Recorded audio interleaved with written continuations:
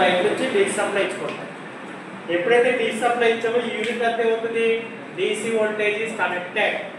DC voltage ఎప్పుడైతే connect అయిందో DC current passing through the rotating current, rotating part అంటే DC current pass అవుతుంది. ఎప్పుడైతే డీసీ కరెంట్ పాస్ అవుతుందో DC current produces stationary magnetic field.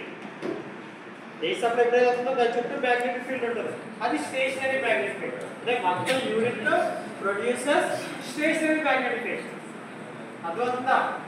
ఆ stationary magnetic field ఈ shaft కి బయట ఇంజిన్ కప్లింగ్ చేసామనుకోండి, engine will rotate, also rotor will also rotate. Supply ఇచ్చాం, స్టేషనరీ మ్యాగ్నెటిక్ ఫీల్డ్ వచ్చింది, దానికి ఇంజిన్తో తిప్పితే ఏమవుతుంది?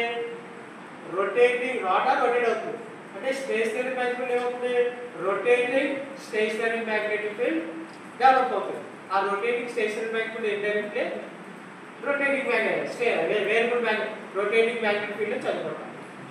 స్టేషనరీ మ్యాగ్నెటిక్ ఫీల్డ్ రొటేట్ చేయడం వల్ల రొటేటింగ్ మ్యాగ్నెటిక్ ఫీల్డ్ అయింది. Rotating magnetic means variable magnetic field.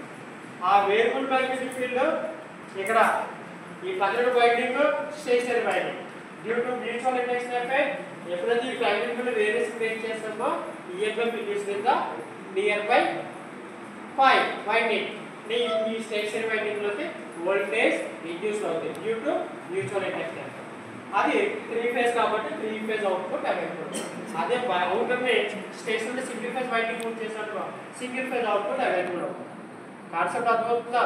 DC supply అయితే డీసీ వోల్టేజ్ ఫ్లో అయింది. ఇక్కడ ఈ లోపల డీసీ సప్లై ఎప్పుడు ఫ్లో అయిందో డీసీ కరెంట్ పాస్ అయ్యింది. ఏదైనా ఒక కండక్టర్ కరెంట్ పాస్ అయితే దాని చుట్టూ మ్యాగ్నెటిక్ ఫ్లక్స్ ఎక్కకపోతుంది. ఇది డీసీ కాబట్టి డీసీ ఫ్లక్స్. డీసీ ఫ్లక్స్ అంటే స్టేషనరీ ఫ్లక్స్. స్టేషనరీ ఫ్లక్స్ అంటే స్టడీ స్టేట్ ఫ్లక్స్, అంటే నో చేంజింగ్. ఫ్లక్స్ లో వేరియేషన్ ఉండదు, అది ఉండవు లేకపోతే ఒకటే. అటువంటి స్టేషనరీ ఫ్లక్స్ ని ఒక యూనిట్ ని ఒక విద్యుత్ రొటేట్ చేస్తాం. అప్పుడు రొటేటింగ్ స్టేషనరీ ఫ్లక్స్ అంటే ఇండైరెక్ట్ ఆర్టిఫిషియల్లీ ఆ స్టేషనరీ ఫ్లక్స్ రొటేటింగ్ చేసామంటే వేరియబుల్ ఫ్లక్స్ చేసాం. వేరియబుల్ అంటే ఫ్లక్స్ లో చేంజెస్ క్రియేట్ చేసాం. ఆ చేంజెస్ ఎప్పటికీ ఫ్లక్స్ లో వేరియేషన్ క్రియేట్ చేస్తామో due to mutual induction effect ఈ నియర్ బై కాయిల్ లో ఈఎంఎఫ్ ఇండ్యూస్. అంటే మెయిన్ ఆల్టర్నేటివ్స్ కూడా అదే మ్యూచువల్ ఇండక్షన్ ఎఫెక్ట్ ని పనిచేయాలి. ఈ ఒక కాయిల్ లో వేరియేషన్ క్రియేట్ చేస్తే ఫ్లక్స్ లో ఈఎంఎఫ్ ఇండ్యూస్ అవుతుంది. డైగోనల్ కాయిల్ అంటే డైగోనల్ వైండింగ్ ఈఎంఎఫ్ ఇండ్యూస్ అవుతుంది. అది మనం స్టార్టర్ ద్వారా బయటకు తీసుకోవచ్చు. ఇది voltage induced from AC generator.